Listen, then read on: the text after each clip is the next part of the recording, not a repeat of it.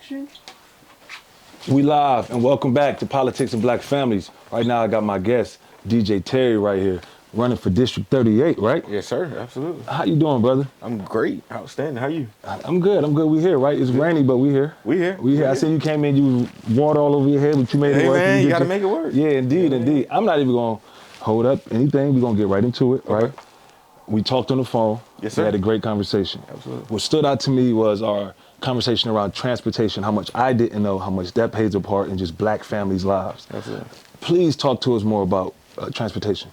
Okay. I mean, one thing I'll tell you about transportation, brother, is when we talk about how we fund our roads and bridges, what a lot of people don't understand is we have local roads, but we also have state roads. And so one thing that I've kind of been focused on in this campaign is our state roads, right? Donald Lee Hollowell, which used to be Bankhead. A lot of people don't realize that went from a 2-lane highway to a 1-lane highway. The reason being is because neighbors and constituents and folks who live in that area simply couldn't even check their mailbox, right? Yeah. People be flying so fast up the street, and because it was so narrow, it was difficult to maintain. And it actually was one of the most deadliest roadways in the whole country. Yeah, it was on the list. It was in the top 10 of the most deadliest roadways in the whole country. Really? And so there has been a movement to kind of make Donald Lee Hollowell more safe. Yeah. But not just Donald Lee Hollowell, states all across, roads all across the state. So how does it work? The state is in charge of certain roads, the city's in charge of certain roads, and the county has certain roads? Absolutely. So as far as black families, what do we look at? What are we looking at when we, So in Atlanta, it's easy, right? Because if you look up at the sign and there's a City of Atlanta seal next to it, that's the City of Atlanta road. 9 times out of 10, if it doesn't have a City of Atlanta seal next to it, it may not be a City of Atlanta road. Yeah. There's a potential. A lot of people don't know 17th Street right in front of Atlantic Station, State Road. Didn't know that. And is North Side a state road? People told me North Side is a state road. And so North Side, a lot of people don't know this. North Side was created for the $1 billion generator right across the street from Vine City, Mercedes-Benz Stadium. To get people to and from the top end of 7585, North Side Drive was used. Instead of people having to go all the way around down through the connector, North Side Drive brings people from the northern part of town and the northern counties straight into Makes sense. Makes sense. And I so guess that's why you see the dome and everything. And it's so fast. It's so fast, yeah. North Side Drive, you notice you don't make a lot of left turns. Yeah. On North Side Drive. And you can ride the longer before you run into a light. Absolutely. Yeah. Wow. A lot of the changes that were just made in North Side Drive, right between 10th and 14th Street. Yeah. That was done because of our request from my council member who I work for, Councilmember Byron Amos. Yeah. Yeah. To make that part safer. Yeah. Because the interlock is coming. A lot of this Talk stuff. to us about the interlock. Okay. Please. The interlock is interesting. So I see a lot the about first phase is already done. Yeah. Right? They have amazing things in the interlock like LOA, leave of absence, which is the top floor, multiple roof bars and pools. But it is an amazing development that is going to change and quite literally has already changed Howell Mill. Yeah. The second portion. Is that why we see all the development on Howell Mill right now? Absolutely. But it's not just the interlock. It's Star Metals. It's multiple developments around it that have come on the Brady. There's one across from the apartments, the Brady, that's going to be completed relatively soon. Yeah. Right? And then, of course, you got Brickworks, which is right up the street. Yeah. All of this development, people are realizing that the West Side is somewhere that people want to be. Right. Think about Echo Street. Yeah. Right? There are a multitude of developments. Herndon Square, we just broke ground on Herndon Square last week. Yeah, I seen that. And that is because that is going to be affordable mixed-use development that's going to have a grocery store. Yeah. And it's going to be able to provide, essential. Well, what's happening with this name? Because I was over there and they said, you in Upper West Side. So I said, hold on, Upper West Side. I said, hold on, now y'all playing tricks because I lived back there before. Right. And it wasn't Upper West Side. It wasn't the Upper West Side. But now it's Upper West Side. So what's happening there? So a lot of people don't realize when certain places are kind of dilapidated or they're trying to improve, they can create what they call community improvement districts. Okay? There is the Upper West Side Community Improvement District, which they recognize a specific area and they work on projects within that area. So a prime example, Howell Mill Complete Streets project. A complete street is a street that has more accessibility and is equitable for all people. Yeah. Right? So joggers, runners, people on bikes, cars. Yeah, these bikes getting. That's another conversation because Atlanta. I don't know if we're ready for the bikes like that yet. But seriously, I encourage people always to go to make sure that you just ride through the Beltline on a bike. Yeah, it is quite literally one of the most interesting things you'll ever do. Yeah, we gotta cover that conversation. But I'm like, It's interesting, but finish what you were saying. So the Upper West Side CID has worked with the City Council, Atlanta City Council, to improve portions of Fort Howell Mill. Yeah. And they actually have a Howell Mill Complete Streets project that's about to revitalize Howell Mill. So I'm not sure if you're familiar. Howell Mill, if you drive down it, potholes. Yeah. I mean, it's filled with just issues. And so a lot of people don't realize what goes into just replacing a street. Yeah. Right? Filling the pothole is a lot easier than actually going down and digging deep into the road, because not only are you digging into the road, It seems there like might it's be always pipes. road work though. There's no snow here. It's no salt hitting the ground. Why is it always road work? Because we're growing. City of Atlanta is growing. City of Atlanta is always growing. We're increasing. We literally just jumped up multiple spaces on the metro area list across the country. Right. Because people are recognizing that Atlanta is the place to be. Is Atlanta able to access, and this may be above my comprehension, so you can help me understand it, the infrastructure bill through Joe Biden, right? Was that something that Atlanta was able to capitalize on, and is that what we're seeing as well when we drive around? We're still receiving federal grants from not only the ARPA funds, but also the infrastructure bill. Okay. Right? So a lot of our housing initiatives, we receive funding from the federal government to allow us to do that work. Okay. We're just the pass-through entity. Right? The city, and when I say we're, I'm talking about the city. We're just the pass-through entity for that work to be completed. Okay. So as we go throughout the process, we of course apply for these grants to make sure that they come back and not only help us in our workforce area, because we're giving money to WorkSource Atlanta, but also in some of these affordable housing initiatives. I mean, the mayor has a affordable housing goal of 20,000 units by 2030. People don't realize. Is that possible? That's a huge amount of units. Yeah, exactly. And it's possible.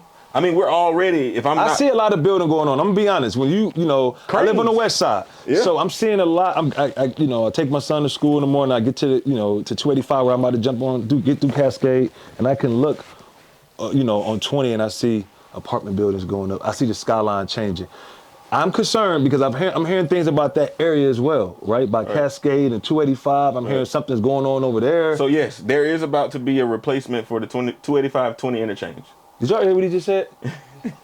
We all heard what he said. We all take that 285-20. So a lot of people don't realize 285 and 20 is probably one of the most congested areas in the state. And the reason being is because one part of transportation that people don't realize is freight. We have a lot of issues with freight. So a lot of people don't realize we have what we call inland ports in Georgia. That's when ships come from other places, China, Japan.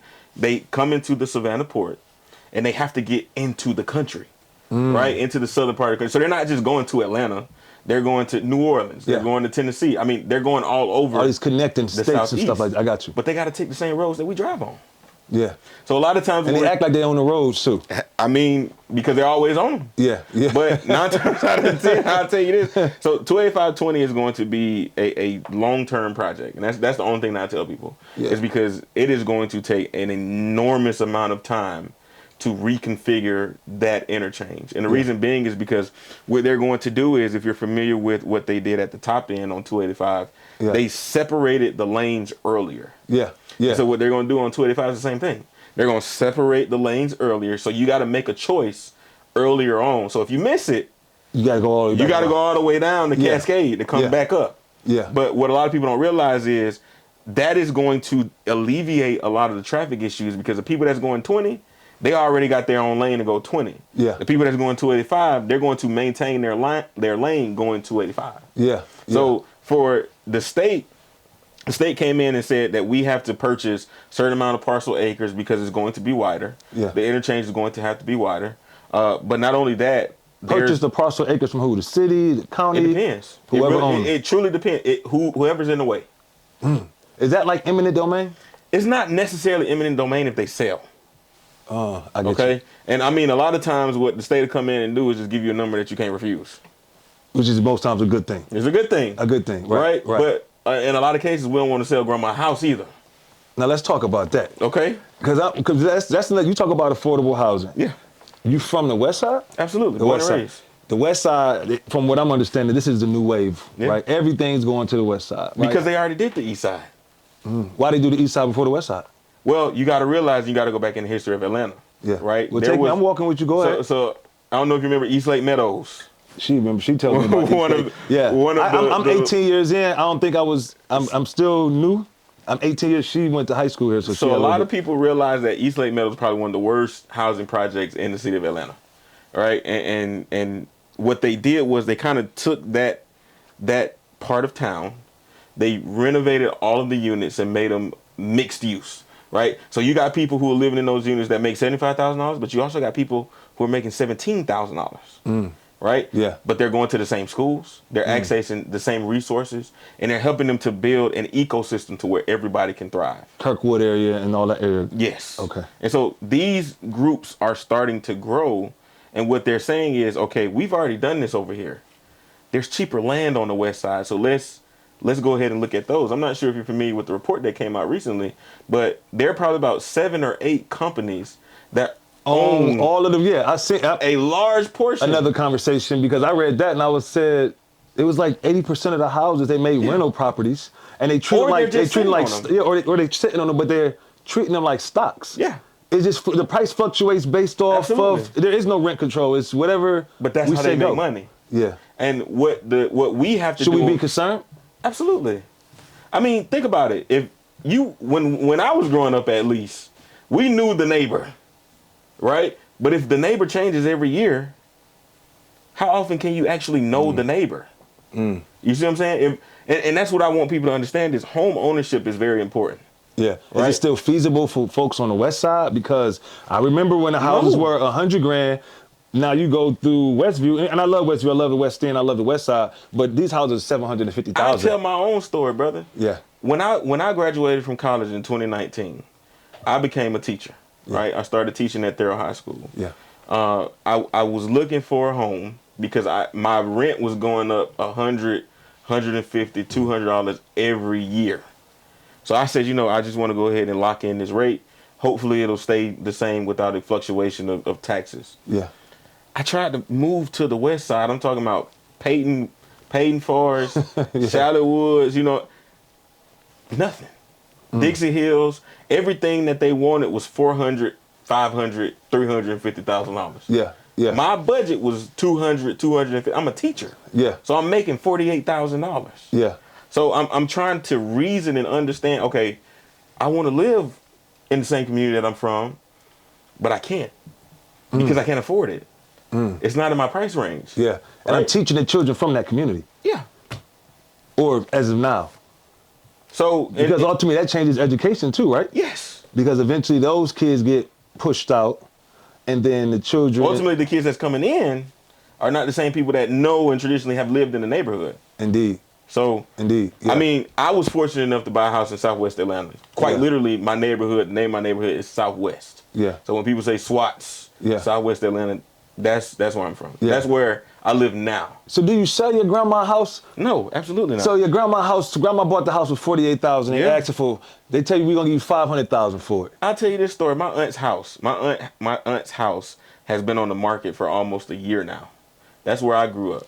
Okay, when I was growing up, my family was very transient, so we lived with my aunt for a while on West Lake.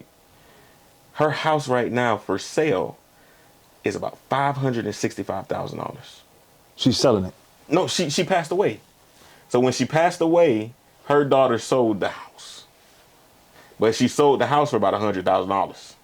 Yeah, now that's a different story. Now the house is for sale for Now if she would have sold it for $500,000. $560,000, right? Would that not been a smart investment to say I'm gonna take the $500,000? But you realize the value in the house now. The value in the house is $400,000 that you didn't make. So my reality in the truth of the situation is we're not going to sell grandma's house. Turn grandma's house into a profit. And let the next generation and the next generation live off of it. Absolutely. What do we got to do to get there? That's like incredible thinking. Now, granted, if you ask me, if I bought a house for $50,000 and come around and they offer me $500,000 for it, 10 years later, do I take the $450,000 and give it to my son and buy more land? I don't know.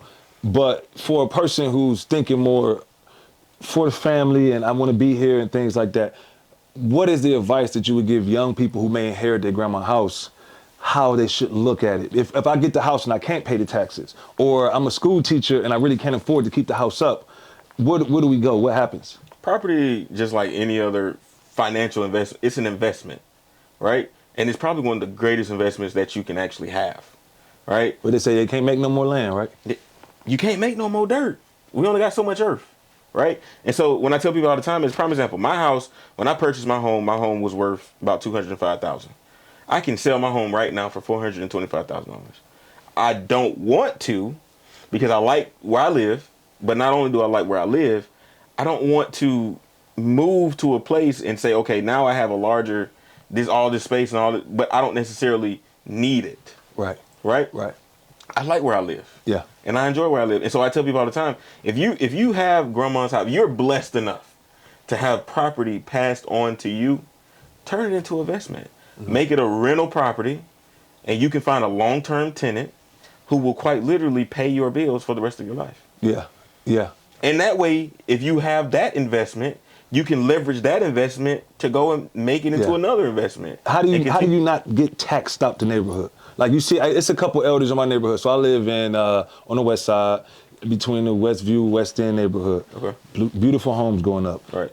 I think I'm in a beautiful spot because my neighbor on my right side and my left side have been there for like 30, 40 years. Okay. Right? Sweetest people. Okay. When I leave my house, I can leave my front door open. I know I'm straight. Right? I get to feel the real South, though, right? Absolutely. Like, meaning that yeah. Even when they grandparents, when their grandchildren pull up on the weekend and they got their motorcycles and they playing their music, it's always love. Like old Atlanta. It's always love, right? But I get concerned because, granted, I love the diversity of the neighborhood. I love all the colors, right? Mm-hmm. But I start seeing stuff, right? And I'm like, oh, man, if she's telling me she need to ride to the grocery store and she's being transparent that she only has $30 to eat, right? And you ain't got to catch no bus. Come on, I'm going to ride you up here. Right. I get concerned thinking, well, I don't know if you're going to be able to pay the taxes on that house, right? Because these people are like predatory. Right. You know, they're coming around. 100%. They are, you know, they send you mail every month. They send you mail, so I'm concerned about these folks that make my stay in Atlanta so beautiful, yet I'm like, y'all are kind of like easy targets for a lot of folks who want to get in these houses. So how do you not get taxed out? Is there programs that the state offer that helps? You yourself are running on affordable housing. Absolutely. What programs can you implement for these folks that I'm concerned about, the elders? So I'll say it like this. One of the issues from the state perspective, tenants' rights in Georgia are probably the weakest among all of the states, right? And when I say tenants' rights, it's the rights that you have as an individual inhabiting a space, as opposed to someone who does not have occupancy of a space, right? And so we have to work to increase the tenants' rights in Georgia. There was just a bill passed, HB 404, which went a little bit further, right? It requires a 3-day period for you to cure if something happens with your bill, right? For you to come in and say, okay, I have 3 days to make sure that this is okay. There are other things that are included in that bill that go a little bit further, but we got to go a lot of bit further, brother. Yeah.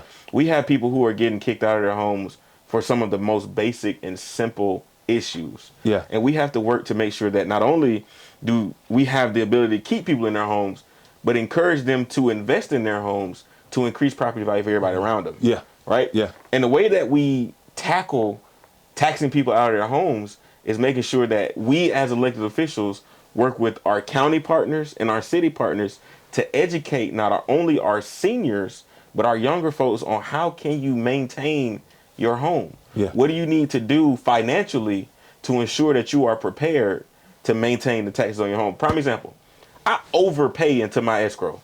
Like I overpay my mortgage every month. Yeah. The reason being is because that money is saved up into my escrow account. So if my taxes go up, like the company automatically writes the check to Fulton County. Yeah. However, if it goes up, I know it's money sitting there. Yeah. That's the logic that I think about, is because it's going to make me better off in the long run. Yeah. Is county government doing enough as of now? Do you think they could do more? Just a fair assessment? I will argue that Fulton County is probably one of the most progressive counties in the state. Yeah.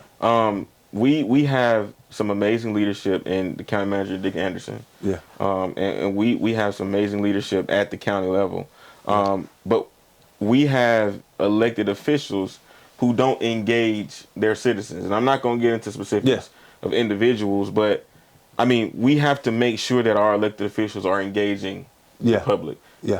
And tax assessor, tax commissioner, whoever that is, we got to make sure that because our commissioners are doing a great job. Yeah. Right. Yeah. I'll put my hands down and say our commissioners are doing a fairly good job. I seen Natalie Hall a while ago, maybe years ago. I was about to say she was pushing something, suspending. It was like maybe 2018, 2019. She was suspending property taxes, and they did a lot.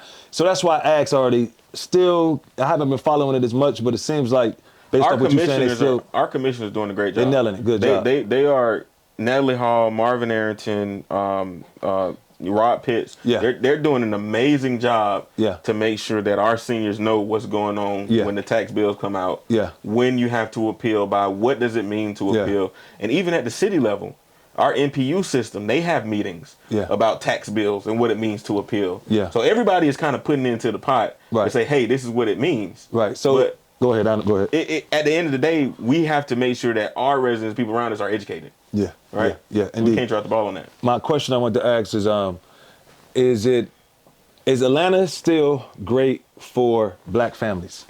100%. 100%. 100%. And I'm not going to say just Atlanta. And I'm going to emphasize that, right? Because you have the city of South Fulton, Indeed, who I have to shout out. You're right. True. You know what I'm saying? True. It is the blackest city in the state. Yeah. Yeah. By far. Yeah. You know what I'm saying? You got black families in Union City, Fairburn, who are prospering. Yeah. Indeed. You know what I'm saying? So we got to make sure we recognize. So let's say Metro. Is Metro Atlanta still great for black families? Now, we got to wrap it up, but there's a few questions I still want to ask you, right? There's a few things I still want to ask you. One, you got to give me a rundown because you are an educator. Yes. So what's going on with education? Okay. For one thing, what's going on with education in Atlanta, and what are we looking at when we think about artificial intelligence in schools? Okay. Well, I like to always start off my education by saying I'm 100% publicly educated. Okay. From kindergarten to college degree. Yeah. The state of Georgia paid for it. Yeah. I got you. So I tell people all the time, I'm a product of the APS cheating scandal. It's not something that I wear as a badge. Yeah. But it's an explanation for a problem that existed in Atlanta. Yeah. Right? I remember a teacher coming over and you pointed to the answer. She would shake her head no. I shake her head yes. Right? Or, and it wasn't just that direct, right? It would be. Go back on that again. She would do what? Yeah. So if you say, for example, the answer is C on the test, but I had checked A. So all I do is raise my hand. She'll come around. I point to A. She'll shake her head no. I go to C. She'll shake her head yes. And then she'll walk off. Okay. So a lot of people think it was the teachers going in the conference rooms and erasing. Yeah. That's not the truth, brother. Even to the point to where they had the posters. Yeah. They would put the white paper on the poster and just put it real tight. So I can still see the math formula. You thought you covered it up, but you ain't covered it. But and I say all that to say they were trying to help us because to us as students, it was we're trying to pass this test that goes against us as black people. Right? So for us, it's like, okay, we're doing what we need to do to make sure that we're going to get to the next grade level. And it was systemic. And I'm trying to get the funding to make sure if we don't get the funding, then everything gets cut back. Absolutely. And then we have an issue. Do you think it was also looking at it from the other side? Is that a moral compass issue as well? Like some integrity to it where it's like. But that's when leadership matters. Right. Right? If the school principal, and I've been in the school system, I was a teacher, like I told you, coach, football coach, baseball coach, American government teacher for a couple years. I'm telling you, when your leadership asks you to do something, if you don't do it, you're the black sheep.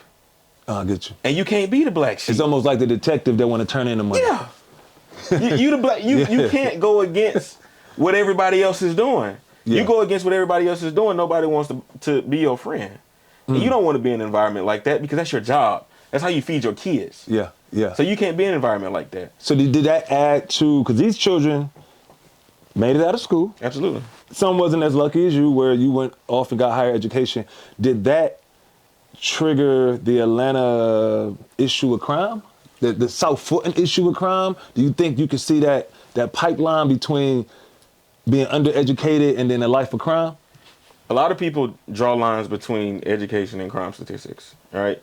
I don't necessarily like to do that, and the reason being is because 100%, if you have an education, you are more or less likely to commit a crime. Or be an educated criminal. Or be an educated, right. Yeah. But 100%. So what you got to realize is we have record high inflation, which is causing people to do things that they usually don't do. I was at Douglas High School the other day with a group of students. They told me something called crashing out, where people who are at kind of like their wits end, and they just go crazy and they start doing crazy things that really don't make sense or logic to that type of person as an individual. Yeah, crashing out. I think that's something that we really have to realize, not only in our healthcare system, in our educational systems as well. Yeah. We have to look at the whole child, right? I taught during the pandemic. It was extremely difficult to teach during the pandemic. Yeah. Okay? And that's because you have to reach students who don't necessarily want to be reached. Yeah, my wife always said it was an issue because even when my child, learning with the mask on, was hard, because you learn so much watching the mouth, and she brought that to my attention. I said, I guess you're right, because you see a lot of children with like speech impediments and things like that. And do you think that played a part, or is that something that we could? 100%. I mean, every child learns differently, right? There's no one set way to teach a child any skill. Yeah. If you think so, awful educator, right? Yeah. Every student learns differently, and you have to kind of cater to those skills to make them, to pull the best out of them to what you need, right? And so we have to realize that COVID was probably one of the worst factors that made our education system what it looks like today. Yeah. We have to work to improve not only our educational outcomes, but that means focusing on the child. And a lot of people think they're just throwing money at the issue. Yeah. Money doesn't always solve the issue. Yeah. Money didn't solve the CRCT makeup in my group, because when ninth grade at Douglas High School, 548 kids. Graduation, 166. Yeah. So where did the 400 kids go? Yeah. Yeah, I follow. To your question, to your point. Yeah, I get you. I get you. Yeah. So yes, there could be a statistical line drawn between crime and educational outcomes, but what we got to do is realize that, and my boss says this all the time, he has this thing where he says diapers to degrees. You can go anywhere in District 3 to go from kindergarten to middle school to high school to the AUC or Georgia Tech and be graduated and get a degree, and all right in the city of Atlanta. Yeah, indeed. That's the beautiful part of it. Let's keep it moving real quick. So we got to wrap it up, but we're gonna go to the online stream. Okay. B, you got any questions for me before we wrap it up? I sure do. It's really nice having you. I'm really glad you came out. I love the conversation. This was a great conversation. I want to talk to you a little bit about your background. We share a background in finance, and I wanted to ask you just a little bit about that. How important is it for the black family especially to get a certain understanding of finance and economics, take that understanding with them into the voting booth? How important is it for black families to have a solid foundation in finance education and take that with them into voting? And but that goes back to your education point. Like, I've always argued, and I even wrote letters to the state school superintendent, that American government and civics should not be taught in ninth grade. Yeah. Right? We're teaching it to ninth graders who can't even able to vote.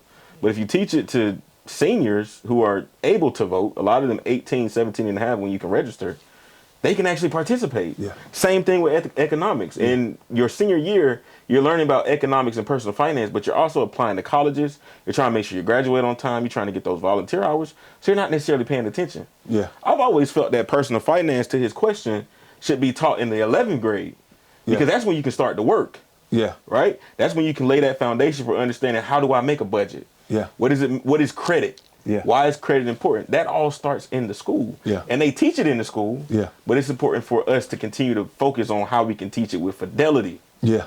In the school. I got you. Brent, did I answer your question? Yes, it did. Peel back some of the layers. I do agree we need to go harder on the civics lessons and some of the finance lessons for personal finance. Yeah. I'm sorry, go ahead. No, go ahead. No, yeah, and I also wanted to just kind of get in a little bit of economics, your perspective about economics, maybe some of the things that we want to learn about economics, so that when we're looking at the different candidates and the different parties, we have a basis to say, okay, this may be how much money we're bringing in as a country or as a city or as a state, and just kind of get more into what we're doing with our funds. And when we listen to our officials or people running for office, we can ask more questions pointed to, what do you plan to do with our tax dollars? Yeah, so basically what's going to happen with the tax money, and how do we gauge candidate, So positions? I like to tell people this all the time. The state has about a $36 billion budget. Okay. The city of Atlanta has about a $2 billion budget. Okay. What that means is the state has a lot more leeway to influence different things in our society. And so what I like to teach my kids is you advocate for issues where the money is. Right? And I tell people this all the time, same thing with healthcare, right? We are quite literally allowing the federal government to not invest into our healthcare system here in Georgia, right? And that's because we don't bring down the $1.2 trillion that's available to us at the federal level to expand Medicaid here in Georgia to cover an additional $300,000. Yeah. I mean, 300,000 people. Yeah. Yeah. Right? Yeah. Tell us like you tell your kids. Come on, tell us. I mean, the truth of the matter is, brother, you really you have to focus on understanding what we use our dollars for. Yeah. And how we invest our money, right? I like to tell my kids all the time, the key is to figure out what you want to do. Yeah. Right? Because if you don't know what you want to do, how are you going to determine what your investments are? Yeah. Yeah. Okay? Yeah. And it quite literally stems from that. I knew I wanted to grow up in Atlanta, and I wanted to stay in Atlanta, and I wanted to raise my family in Atlanta. And we're glad you did. And that's why I'm investing in Atlanta. Yeah, indeed. Yeah. Right? And that's why I have, multiple investments, not only throughout the city, but throughout our metro region. Yeah. It's because what you have to realize is we have to continue to build capital as a black family. A lot of times we come in with negative net worth. Yeah, deficit. Yeah. Yeah. And you have to build that up. Yeah. But the key, and I always like to tell people this, the easiest key is education. Yeah. Because if you got that degree, and it's not always if you got that degree. Yeah, I get you. But in a lot of cases, being able easier. Being able to look at a problem and problem solve is very important. But I'm gonna throw it before we wrap it up. We got like 1 more minute. I'm gonna say this. I'm gonna throw some random things at you. Okay.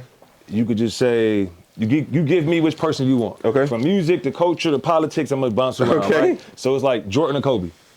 Ooh, Jordan. Jay-Z or Nas. Jay-Z. Iverson or Curry. Ooh, AI. Obama or Tupac. Dang, brother. I'm gonna go Tupac, man. I got that. One time for Pac and Death Row. You want to come to Death Row Records? You know where you're at. Okay. Jeezy and Gucci Man. Jeezy or Gucci? Gucci. Midtown Music or Freaknik? Freaknik. Trump or Biden? Biden. There you go. You got it. So look at the camera right there and let them know what's going on, why they should vote for you, what you got going on. Yeah. All right, everybody. My name is DJ Terry. I was born and raised right here in the city of Atlanta. I'm running because I love my community, right? I really want to change the way that we interact with our constituents and the public here in the city. And because the district is so large, it has 69 counties, 6 cities, Atlanta, Fairburn, South Fulton, Union City, Palmetto, Sandy Springs. We really have to come to the table to figure out how we can show up and be present at the Capitol. There are so many issues that are being made on our behalf at the Gold Dome, and we really got to get in the game. We're sitting on the sidelines and we're saying we don't want to participate. That's unacceptable. We have to get in the game. We have to elect leaders. And I'll tell you this, a lot of people don't realize if I'm elected, I would become the first Gen Z state senator in the history of the state of Georgia. Oh, clap it up one time for that, y'all. Clap it up one time for that. So you know what it is. You hear, we was rocking with my man DJ Terry. He's running for District 38. This is Politics and Black Families. I'm your host, Raphael. We got my man right there live streaming, Brent. Thank you for stopping in with us, checking with us. Peace. Peace.